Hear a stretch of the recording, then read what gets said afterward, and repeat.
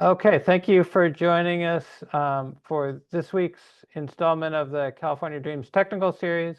We're very fortunate to have today Professor Yuhua Lo from UC San Diego. Professor Lo is the William S.C. Chang Distinguished Professor of the ECE Department at UCSD. He is a fellow of IEEE, Optica, and National Academy of Inventors. A very distinguished research record with interest in semiconductor materials and devices, microfluidics, lab on chip, and other bioimaging and biomedical systems. Very grateful to have Yuhua as part of our hub and speaking with us today, and I'll turn it over to you, Yuhua. Hi. Thanks, Steve, for the introduction, and good afternoon, everyone. My great pleasure to have the opportunity to talk about my research through California Dreams seminar series. What I'm going to talk about today is light detection with extreme sensitivity on CMOS and different platforms. Light detection is probably the most universally used process whenever there's a system that needs to convert optical signal, intensity, or energy into electrical forms. Imaging is probably one of the biggest applications for a photodetector so far, considering 40% of brain power is actually used to detect and process imaging data. And in addition to imaging, scientific pursuits, spectroscopy, and biomedical sensing, and also computing and communications are involved. OE conversion, optical electronic conversion, where detectors is actually the key to fulfill this function. Due to the diverse requirement and application scenarios for detection, light detection, it's hard to actually set a certain figure of merit because it's application and scenario dependent. But in general, we can put the figure of merit in 4 categories. Sensitivity, above all, is probably the most important figure of merit. And then speed, for different applications, it has a very wide requirement for the speed. Spectral range is another important criteria, okay? And finally, scalability and the resolution. So these are the 4 areas. Here, we first talk about the sensitivity. The ultimate sensitivity a detector can do is to detect a single photon. Decades ago, single photon detection is considered a very niche application required for military applications such as night vision and missile defense. In the past decade or so, the applications of single photon detection has proliferated and penetrated in many areas, including quantum computing, quantum key distribution, LiDAR, AR, VR, autonomous driving, and also scientific applications, communications, biomedical sensing, anything that works in the photon-deprived environment. Ability to detect single photon with this extreme sensitivity is not really new. Over half a century ago, people already developed some very cool technology to detect single photon called photon multiplied tube, PMT.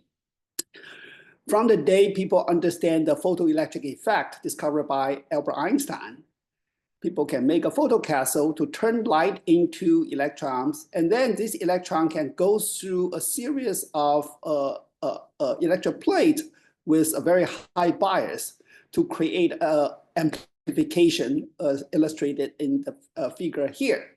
And this multiplied tube has an extremely high sensitivity down to single photon. It's a very mature technology. It's actually already 3/4 of a century old. Back in the World War II, people already figured out how to do it. However, there are limitations. Cost is very difficult to bring down the cost. And the device is intrinsically bulky, hard to scale, and also has a limited spectral range, limited by the photocapsule material.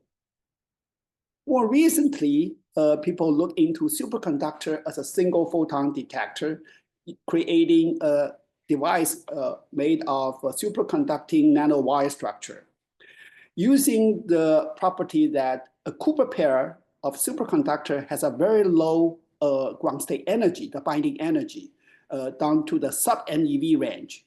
Any photon with energy in the order of eV can break over 1,000 Cooper pairs, and then subsequently turn a superconductor into a regular conventional conductive state.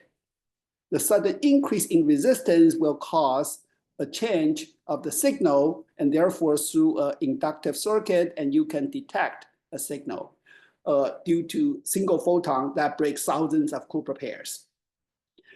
And it has a very high single photon detection efficiency. Above all, it can resolve number of photons.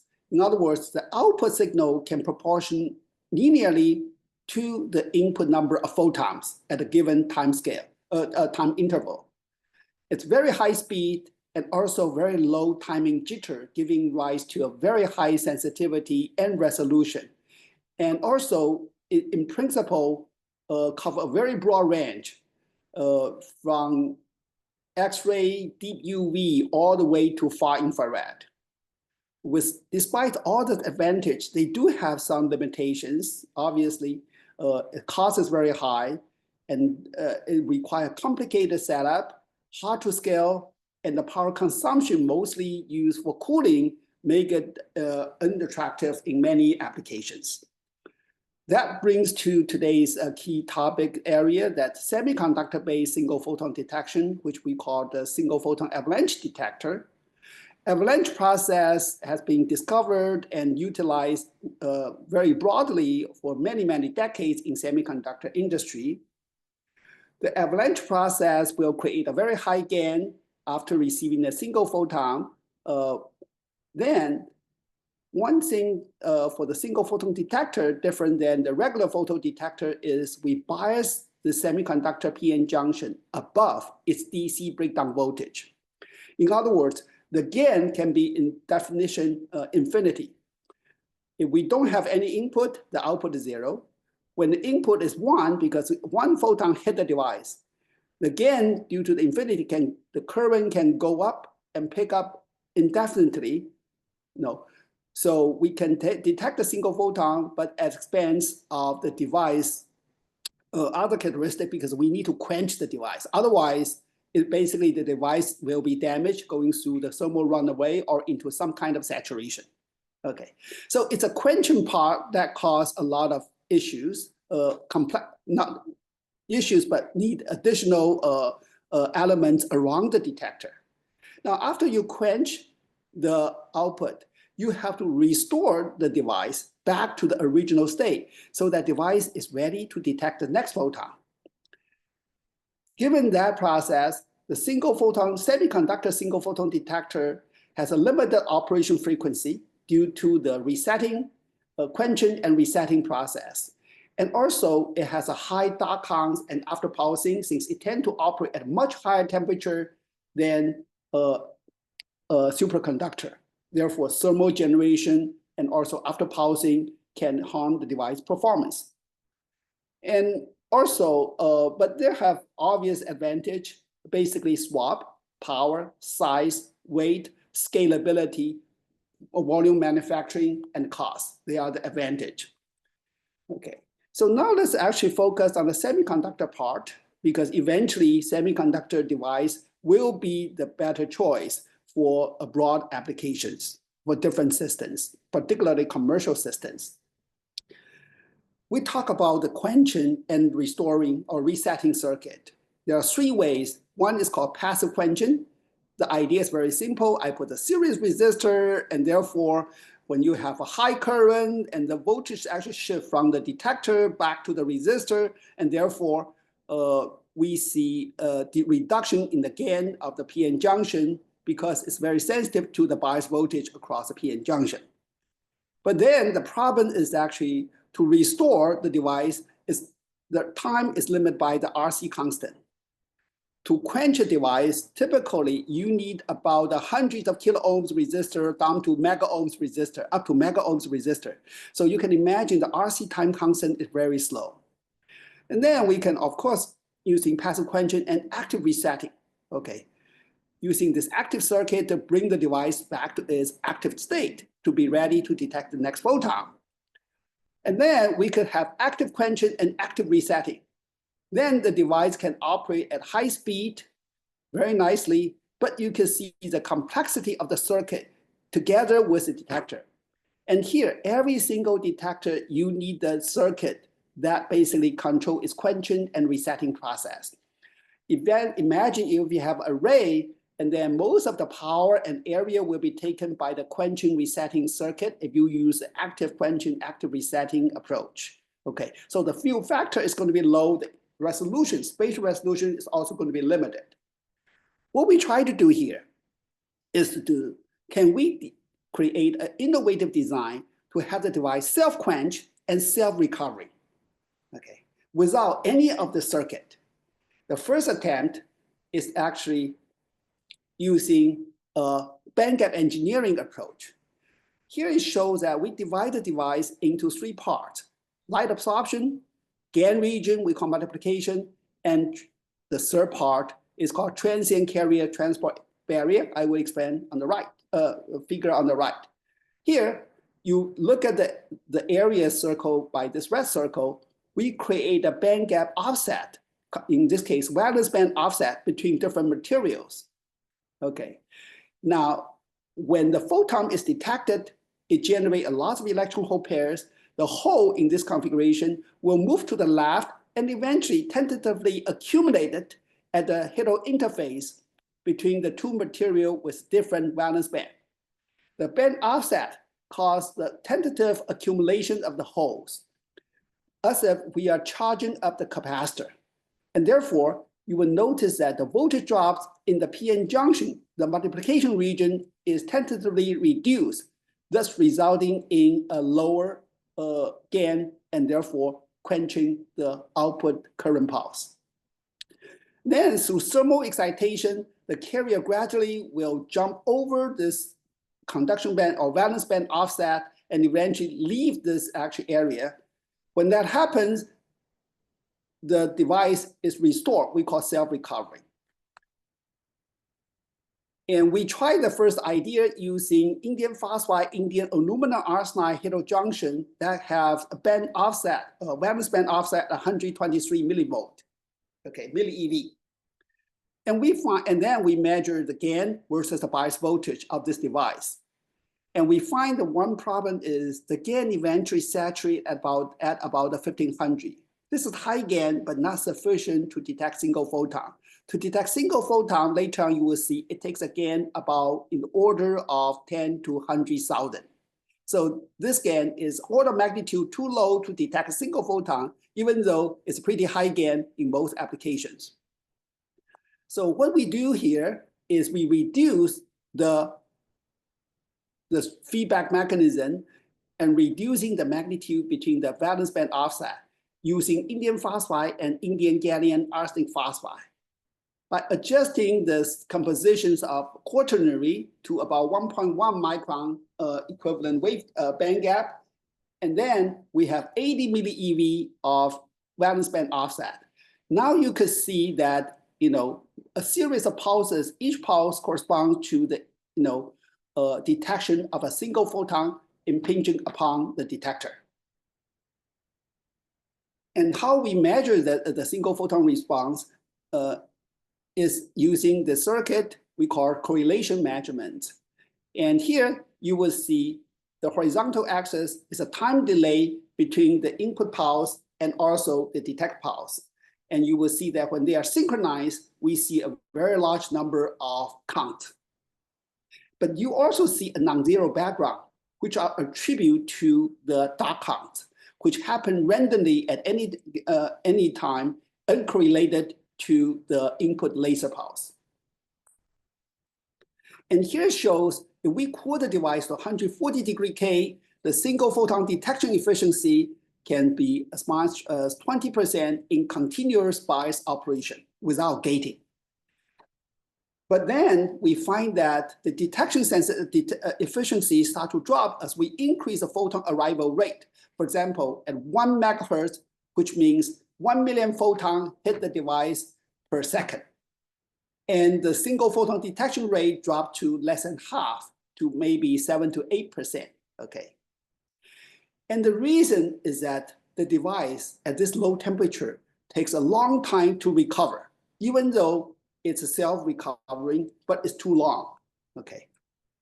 And here is a measurement of the recovery time, self-recovery time versus the bias voltage. Here we put over bias, meaning that this bias voltage is a voltage above the breakdown voltage, DC breakdown voltage of the device. And you see that as we cool the device to say 180K, the recovery time is very, very long due to the thermal emission, thermionic emission rate across this valence band offset. We could reduce this recovery time, okay, by increasing the temperature at the expense of high dot com, or we reduce the overall bias voltage, which will reduce the single photon detection efficiency. So it tells us one thing is bandgap engineering, has its limitation alone. This approach alone has its limitation to achieve our goal of have a self-quenching, self-recovered single photon detector. So we actually come with an idea we call SWIR detector, self-quench and actively recovered detector. And using this concept, as I will illustrate to you in the next steps. First of all, let's actually create this model system. We assume that the device consists of two parts. The first part, I will use silicon example, it's just a silicon PN junction. Then, in series with another material, which we use amorphous silicon. Later, I'm going to show you amorphous silicon can produce GaN. So this material, this detector, actually have two GaN areas. Once the photon is detected, electron hole pair is generated. And then, due to the avalanche process, we have a lot more number of electron hole pairs in the semiconductor PN junction, and they are moving across the device and finally accumulated at the either side of amorphous silicon. And this, if you recall, this is so-called the TCB, tentative carrier barrier. What's different is, as long as one or a few electrons or holes can overcome this barrier, then amorphous silicon material itself produce sufficient GaN to have a second avalanche. And then you can see there are a great number of electron hole pairs that will accelerate recovery process. It will charge up the capacitors of the reverse bias PN junction, and therefore very quickly restore the device condition back to the original state, and therefore is ready for the detection of the next photon. The addition of the secondary GaN median make it active recovered device. That's why we call it SWIR detector. And now we're going to actually spend the next few slides to explain why can we use simple material like amorphous silicon as an efficient GaN median, okay? In other words, the question is, can amorphous silicon or any disordered material produce GaN? The conventional wisdom is probably not, because number one, the material has very low mobility. Number two, the material has lots of defects due to the band tail state and also the deep levels. But let's actually look at something more fundamental to the material. The material disordered material has low mobility because it has a very short momentum relaxation time. If you look more carefully, you will find that even though there's very short momentum relaxation time, they still have a high, almost the same energy relaxation time as a crystalline material. Okay, typically 1 to 10 picosecond. It's a 2-order magnitude difference between energy relaxation time and momentum relaxation time actually make the material a very good median for avalanche process. This is because the electron or hole very quickly gain the kinetic energy and lose its momentum, the sense of direction of propagation, but remain to be an energetic state and stay in the material longer time. The longer they stay in the material, the higher the chance this high highly energetic electron hole will trigger avalanche process within this disorder material. Okay. Now, there's a second reason why the material can be effective as a GaN medium is the relaxation of the K-selection rule, as illustrated in the next slide. Here it shows a typical avalanche process in conventional crystalline semiconductors such as silicon or gallium arsenide. We start with, in this example, high energy electrons, relaxes energy, and the energy is used to create another electron hole pair. And this is basically the process of avalanche process, or impact ionization. For this process to work, okay, all the four carriers have the waveform of block waves, and with very well-defined K or momentum. And this process has to demand a K-selection rule or momentum conservation. Input momentum has to be equal to the momentum after the avalanche process. And this constraint limits the probability or the frequency of avalanche process. In contrast, in disorder material, one of these carriers will be a localized state in the band tail without a well-defined momentum due to the relaxation of the momentum. And from the uncertainty principle, okay, localized state relax the K-selection rule and therefore increase the chance of impact ionization. In addition, amorphous or disorder material is easy to deposit, easy to integrate with silicon through back end of life process, and also it has a proper, we can adjust the band gap, it turns out, through a quantum mechanical simulations of transport equations. So in other words, it's a Boltzmann quantum mechanical version of Boltzmann transport equation.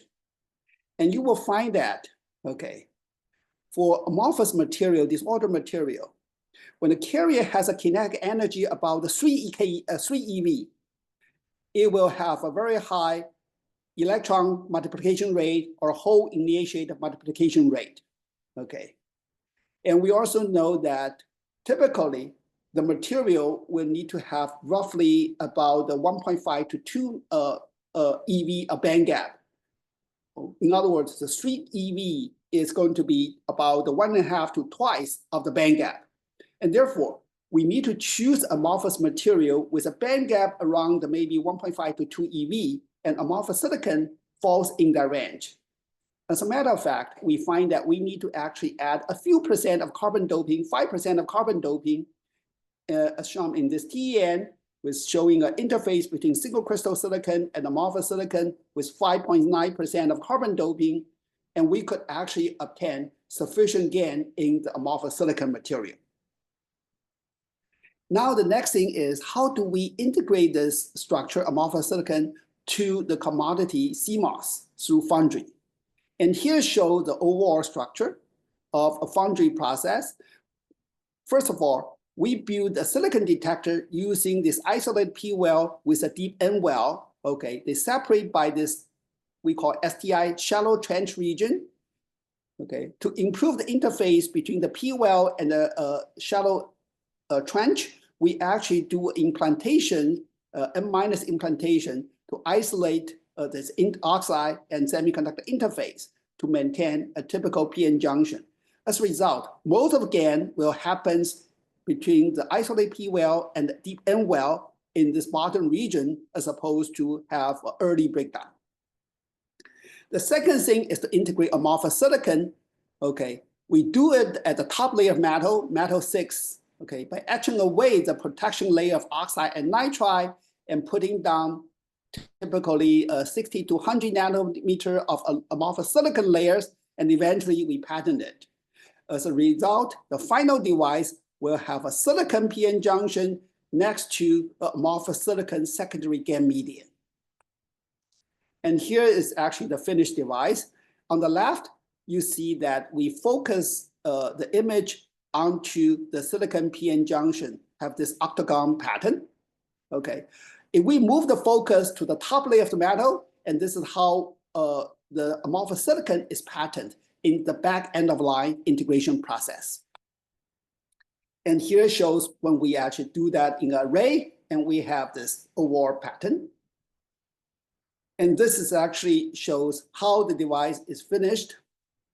We have amorphous silicon electrically connected to a standard PN junction. Okay. And here we're going to show the next few slides to show how the device performs. The SWIR detector, self-quenched actively recorded device. First of all, we find that it's very important that the detector not only work as a single photon detector, also can work as a regular detector with an analog output with very, very high gain, adjustable gain. Okay, and here shows the gain, DC gain versus reverse bias at 4 different primary photocurrent from 11 femtoamps, equivalent to about 20 femtowatt, to 20 picoamps of primary photocurrent, correspond to about 30 picowatt. Okay. And then you will see that once we increase the bias above 20 volt, and you see a sharp increase again, and then gradually saturation. And this actually plateau is a result of self-quenching, which limit the gain above beyond certain level. Okay. And you can see that the gain can be as high as 100,000 in the very stable without any thermal control.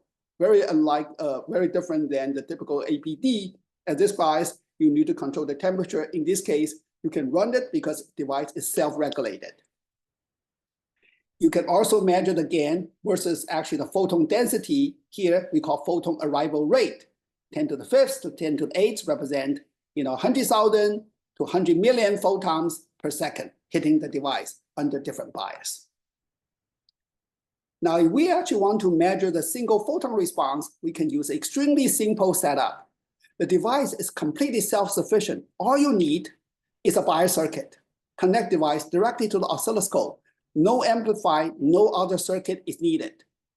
Laser hit the device, and the device produce output directly fit to a 50 ohm oscilloscope microscope. In this case, we use a 40 gigahertz sample per second sample scope. And this is actually the data we got. If you just look at the 1 millisecond, and you will see a lot of pulses. Remember, this device is DC biased. Okay. And then you see actually a lot of spikes. If you zoom in each of them and overlay all the things together, and you create this waveform, and you will find that each spike corresponds to the response of the device to a single photon at that very moment hitting the device. And they have a very uniform intensity. In other words, very low noise, excess noise. The pulse width is about 100 to 200 picosecond. In contrast, in conventional design, if I have a conventional self-quench device, and this is what we got, and we find a few things. One is we find a fewer number of spikes due to the lower single photon detection efficiency. Secondly, obviously, we see a much larger fluctuations of intensity. If we actually overlay a couple of clouds together, and you will see the intensity distribution here. Okay. And so there's actually big difference in terms of uniformity, efficiency. Okay, and I should also say that for the conventional device, in the setup, we have to connect that to another external amplifier to bring the output to about, in this case, the peak output 300 to 400 microamps, corresponding to the standalone SWIR detector. And here is another way to look at that. The vertical axis shows the current peak height, and horizontal axis show the time interval between 2 photons hitting the device. Okay, and you could see the difference between the 2 curves, and it indicate, okay, the amorphous silicon we introduced to the SWIR detector produce a gain of about 50. Okay, that's why it's 50-fold reduced. And here is actually another way to plot it. This is actually the gain of the device versus the photon arrival rate. And we will see that this is actually measurement of the recovery time. We try to measure the point when the gain is reduced to 50%. Okay, for example, if the gain here is 2.5, and let's actually find the position when the gain is 1.25 times 10 to the fifth. And then this is actually the photon arrival rate or the frequency. And what we get is the recovery time is between 15 to 30 nanoseconds compared to 1 to 10 microseconds for the conventional self-quenched device. And we have improved this the recovery time by over 50 times. And that's exactly the amount of gain amorphous silicon layer introduced in the SWIR detector. And here's actually the demonstration to create a single photon imaging. On the left, we actually have the exposure time of 100 microseconds. And you basically get the image no different than the regular image. But if we actually cut down the shutter time, exposure time to 500 nanoseconds, cutting down the exposure time by 200 times, and you start to see the nature of photon statistics.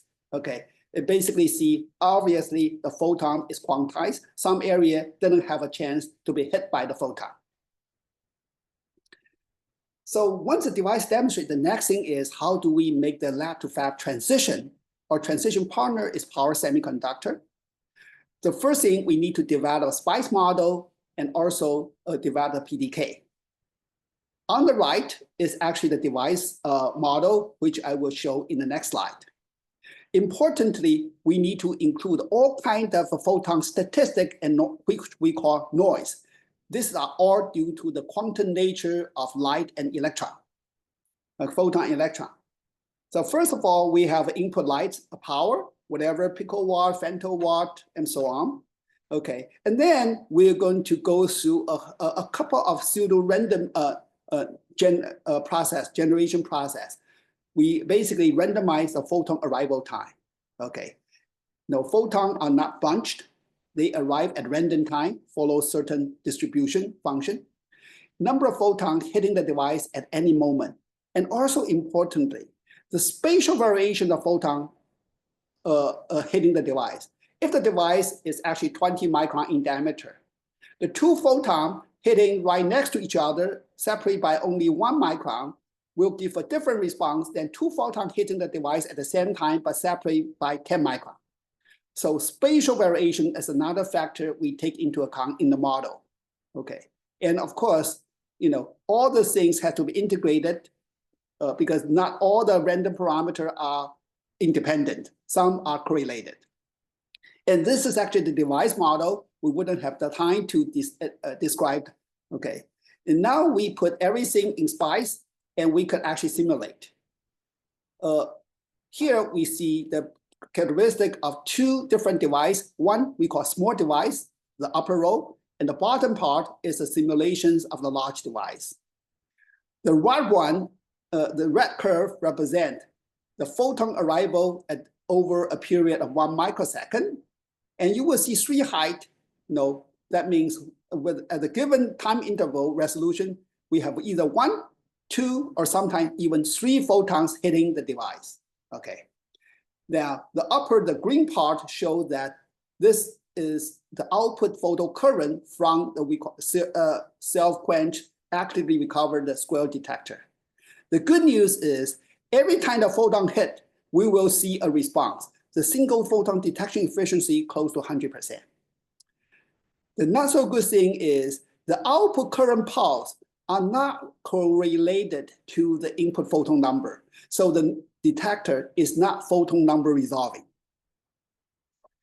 for the small device. But if we actually have a large device, and then you will see that the device becomes a photon number resolving device, the output waveform is basically faithfully replicate the input waveform based on our simulation and the SPICE model. Of course, when we actually make the circuit, the final output we'll use is actually the voltage, not just photocurrent. So we have to have a TIA. But this can be a very simple, since the detector alone already actually give a very high quality output with excellent signal to noise ratio. But here we use a standard TIA design, and the top one, the red one, represent the detector photocurrent in response to each photon, okay, hitting the device. And the bottom one is a voltage output through the TIA. So now it's actually, up to this, let's switch gear. Yes, we have made something very interesting, but nonetheless, the light absorption part remained the same. So we would like to actually extend that to the infrared range, but still maintain the ability to integrate with the silicon CMOS. So we need to actually find out another material that is light absorbing, but for IR detection. The one we choose is colloidal quantum dots, such as lead sapphire and mercury telluride quantum dots. Using lead sapphire quantum dot as example, it's formed in the solution base. So each quantum dot itself is, basically has a very high quality because it's formed in the thermal equilibrium position. And then like the regular doping, we don't dope a P or N type. What we do is we put a ligand. Okay, if the ligand has a high electron affinity, and that will get in contact with semiconductor, it will bring the electron into the semiconductor, turn that into the P-N type. And this is actually a halide ligand. If we use EDT as a ligand that has a low electron affinity, then it will, the high electron affinity, it will attract the electron from the semiconductor lead sapphire into the ligand, and therefore turn the material into P-type. By changing the ligand, we create a p-n junction. Of course, we control the exciton peak of the material in organic semiconductor material by size. In this case, by changing the size from 4 to 5 nanometer, we could adjust the exciton peak from 1100 to 1550 nanometer. And here we see, even at zero bias, we have a detection efficiency, quantum efficiency of 60%. This is internal quantum efficiency.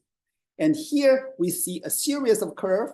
It shows IV characteristic under different intensity of IR illumination. In this case, we tailor everything to 1060 nanometer wavelengths. We also find, the property of the quantum dot, colloidal quantum dot detector depends critically on the way we synthesize the device. We have a different way of synthesizing, and then we find the sensitivity measured by open circuit voltage, photovoltaic voltage, versus the dark current follow different curves with different slopes, okay? And we find that the best we could achieve is actually the slope with 2.25, and we have both very low dark current at -0.5 volt, and also very high sensitivity, in this case, 20 nanowatt per centimeter square of photon flux. Okay, and this is actually how the quantum dot detector, colloidal quantum dot detector is formed. We can, in this case, form on the glass substrate. Basically, any substrate can be silicon or glass. And we have zinc oxide as electron transport layer. We have the quantum dot N-type TBAI as a ligand, and EDT as a P-type ligand, and this quantum dot p-n junction and covered by gold. And this structure we call the p-n junction, we call non-inverted quantum dot. But for some configuration, we will need to have NP junction, we call inverted quantum dot. Okay, the structure is basically the same as before, except we swap the P and N, the order of P and N. But here we have to introduce another layer we call C60. Okay, the reason is zinc oxide sputtering will damage quantum dot due to the energetic particle. C60 layer protect the layer, the quantum dot, from being damaged by zinc oxide. And this different structure actually have slightly different characteristics. Non-inverted p-n junction generally gives us a higher sensitivity, but has a lower dynamic range. Inverted p-n junction, or we call NP junction, gives us a lower sensitivity, but larger dynamic range. So the next thing is scalability, okay? Normally people do colloidal quantum dot, you use a shadow mask because they use it for photovoltaic, solar cell, and so on, okay? Or the large area detector. But to make it compatible with CMOS or imaging sensor, we need to create a pixel, small size pixel. Unfortunately, quantum dot quantum dots are not compatible with conventional lithography process. No, the device will degrade if we go through lithographic process with UV, with thermal process and chemical. Okay, so what we did is we invent a method called a surface patterning process, lithography-free surface patterning. What we did is we put a Teflon, we patterned Teflon on this surface. Teflon is basically not adherent to anything. And then the second thing is when we actually coat the quantum dot over the Teflon, and we find that only the uncovered area, the window area, can be actually covered by the quantum dot.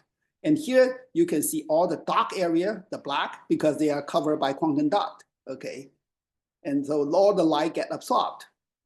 And here shows, okay, here we can actually scale the device. The performance of 100 micron, 50 micron, and 15 micron quantum dot detector, colloidal quantum detector, will show the same sensitivity under the different 1060 nanometer light intensity. Okay. And now we have all the ingredients. We are ready to actually make, we call Q-square device, quantum dot square detector that can work for the infrared range. With quantum dot detector, in parallel with amorphous silicon, in series with a silicon p-n junction. Silicon p-n junction is primary GaN region, and then amorphous silicon secondary GaN region to accelerate recovery. Quantum dot detect actually IR light. And here show how it works schematically. IR detection, and the carrier inject into the silicon p-n junction. The current increase producing sufficient GaN. But this current inject into the amorphous silicon, and then due to the TCB layer, the GaN is quenched. But then the secondary GaN of amorphous silicon produce a current to rapidly recover the device, restore the device into the original state. So through a full cycle of light absorption, current amplification, quenching, and accelerated self-recovery, the device is restored to detect the next photons. The status, we actually just submit this, actually tape it out, and they're still waiting for the return of the device fabricated by the foundry. So in the meanwhile, we actually try to implement the quantum dot detector in different platforms, in this case, oxide electronic IGZO. Due to the time limit, I'm not going to talk too much about the details of IGZO thin film transistors, but in general, it has a relatively high mobility over 10 centimeters squared per volt per second. The process temperature is low, and importantly, this is compatible with the display and wearable platform. And here it shows actually the IGZO transistor. We have, in our lab, we fabricate anything from 50 nanometer IGZO all the way to a long gate device. In this case, we choose 2 micron device, 2.5 micron gate length, because that's sufficient for the imaging application. And here shows IV characteristics, and here show the uniformity of the device, both the current uniformity and the threshold uniformity of the device. There's still room for improvement, but so far the spread is about the 70 millivolt, and we would like to reduce to 25 millivolt. Okay, here shows the integration of quantum dot, okay, with the IGZO, and here, well, on the upper right, this is a simple circuit diagram, and you will notice that we use the open circuit voltage photovoltaic effect to detect, okay, the photo response. Now you may ask, then what happened? What will be the discharge time?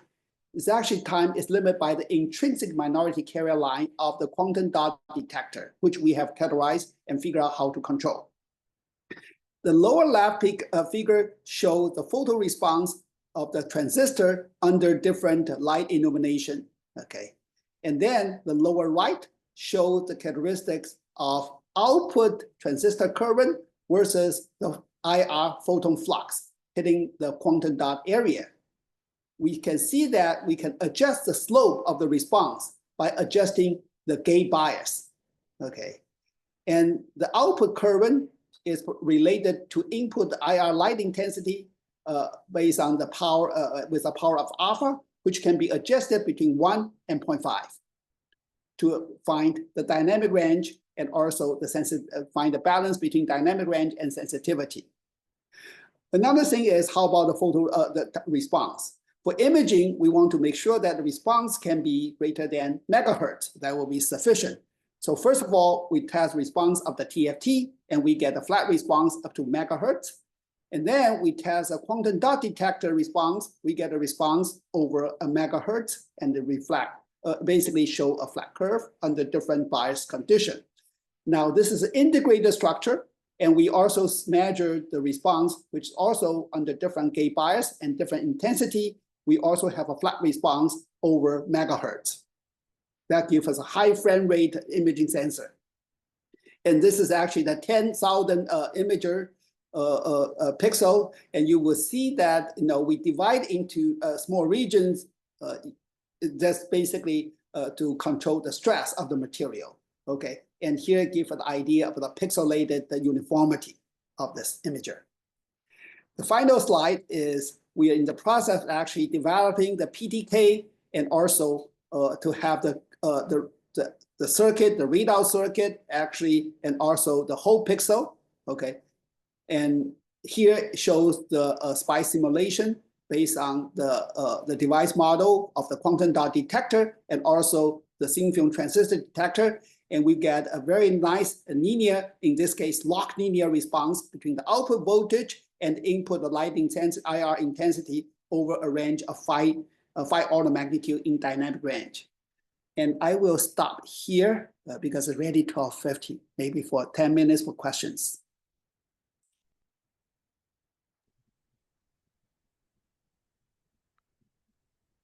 Thank you very much, Yuhua. What questions do we have? I don't see any in the chat window yet, but please raise your hand or put something in the chat window if you have a question. While we are waiting for the first question, I will ask Yuhua, what are the next steps that you see in terms of improving TRL and MRL and getting this great technology that you're showing proof of concept for into some of the applications that you have on slide 2 and others? For the technology relative level, we will say that without the quantum dot for the square detector, both TRL and MRL is probably at the stage of between 4 and 5. Tower Semiconductor is developing their short loop run and also their PDK. The challenge is actually deposition of amorphous silicon because in the foundry, they use 400 degrees C. They don't use the 270 degrees C as we do. Secondly, for their foundry process, they cannot introduce carbon into amorphous silicon, which didn't yield as good a performance as we would like to have, because we find that simulations suggest that we need to adjust the band gap to the optimal point about 1.8 eV, and we need actually 5% carbon. So that's actually something they actually still doing it internally. So that's actually, we have a MRL level of between 4 and 5. Now with a quantum dot, right now, we already have both commercial quantum dot and our homemade quantum dot. The TRL level is about 3, and MRL level is also about 3 because we already scaled the process, so we can actually have sufficient amount of quantum dot to cover 200 millimeter wafers. The manufacturing partner right now, we try to actually talk to Teledyne and also together with Global Foundry and the Tower Semiconductor to see if they were willing to, they're interested in actually putting the colloidal quantum dot. Since this is a back end of life process, so in university, we have no problem doing it. The challenge is whether Foundry will introduce this material into it. For SWIR, using sapphire quantum dot is lesser issue. The real challenge is mercury telluride quantum dot because of mercury. So this is the status. For DoD, they like mercury telluride because they've been using it for years, MCT detector. But for commercial foundry, for lab to fab transition, introducing mercury could be a challenging thing. Thank you very much. We have a question in the chat from Priya. I'm going to try to allow her to talk if she wants to. Priya, do you want to ask your question verbally? Otherwise, I can read it from the chat. Sure, I can go ahead. Professor Low, it was great to hear your talk. And my question was regarding integration. So I see that you have C60 within the photodiode stack. So I was just wondering if you could comment on, any integration issues given the diversity of materials in that stack, and also like when you're simulating it in the band diagrams of the ITO and quantum dot layers, how are you simulating that layers band structure? So I guess 2 questions. Good question. Actually, for C60, it's probably not compatible with manufacturing. So for university, it's fine. The reason is C60, actually, we learned the lesson in a very hard way. Our thermal evaporator, after 20 runs of C60 evaporation, actually our pump die. Oh dear. Okay. And basically, and also we have to do it carefully because, C60 is actually, basically is not the standard process. So we actually have the design avoiding we call inverted structure. That means we have to add a few more steps to create a heterogeneous integration. Okay. The reason is why we actually look into the inverted structure because for example, outside electronics, what's readily available is N-type, NMOS. Okay. So it's very natural to actually have the inverted structure to get the PN junction, everything that simplify the process. If we use a regular PN junction, quantum dot PN junction, and then we have to somehow make actually the connections and unless we actually do it with a PMOS. Okay. So for process compatibility, we probably will give up on the not use the inverted structure to avoid the C60. C60 is probably more for research than for manufacturing.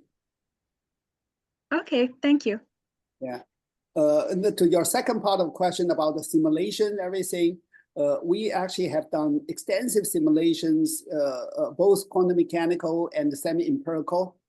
One thing I didn't actually have time to cover is colloidal quantum dot PN junction has nothing to do with any type of semiconductor PN junction. So the Shockley ideal diode model simply does not work. Okay, even though all the people think that, well, it works as a fitting, purely parameter fitting, just because it looked like a diode. So naturally you use a diode model and SPICE model is it. But we actually developed our own SPICE model for the colloidal quantum dot, considering the fundamental physics, including the band offset, including the quantum mechanical process, since they are talk about tunneling, ligands, inorganic, organic interface, and so on. So we actually go through several steps from the physics end all the way to the circuit end in order to make the lab to fab transition. That's pretty powerful, Professor Low. Thank you for your insights. You're very welcome. Thank you for the question and for attending as always. And the same to Peter Asbeck, who has a question in the chat window. Peter, I've allowed you to talk. Do you want to ask your question verbally here? Okay, you had very innovative work. It's fantastic. With the quantum dots, how far into the infrared can you make the detectors? And do you get dark currents, and does cooling help things? For the lead sapphire quantum, lead sapphire material that have band gap, they actually can get about a little over 2 micron. But once you make a quantum dot, the quantum effect, the farthest you could get is actually 1550 nanometer. Okay, but mostly people will stop at about 13 nanometer for lead sapphire quantum dot to keep the quantum dot no bigger than 5 nanometer in in size. If we actually use a mercury telluride quantum dot, and then you could go up to actually to NIR regime to actually go to 4 to 5 micron. Okay, but once we actually make the mercury telluride quantum dot, actually we collaborated with U of Chicago, and the thing is, you don't see a lot very clear rectifying characteristic. In other words, your PN junction is far more leaky. So what you without cooling, so you almost have to operate at about the 220, 230, or 200 degree K to get a very nice PN junction. So we are actually looking into two possibilities, and that's why we actually look closely into 0 volt quantum efficiency as ISC, and also the VOC at 0 volt at the zero bias. So basically, to answer your quick question, we could get to up to 5 micron if we use mercury telluride. But to get a 5 micron mercury telluride, and we will need to actually cool the device to roughly about the 230 to 200 degree K to have a similar characteristic as either like QWIP or the typically MCT device. Thank you.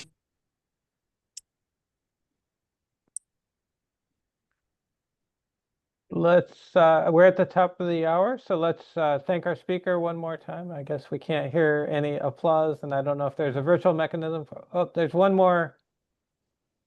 more questions. Let me see if, I think those were put up by accident. So thank you all very much for the great seminar and taking questions and the good answers to those questions. We have some more interesting and exciting seminars coming up. Next week, we have Elahe Ahmadi from UCLA. The week after that, we have Andrea Bells from USC, who's going to talk about our workforce development in California Dreams. We have another speaker from UCSD, Xu Chen. The week after that, we have a week off for Labor Day, the last Friday of August, and then Florian Haro from Pseudolithic, which we look forward to for the first one in September. So thank you very much, and we'll see many of you soon again, I hope next week. And thanks again, Yuhua. Thank you. Have a good weekend, everyone.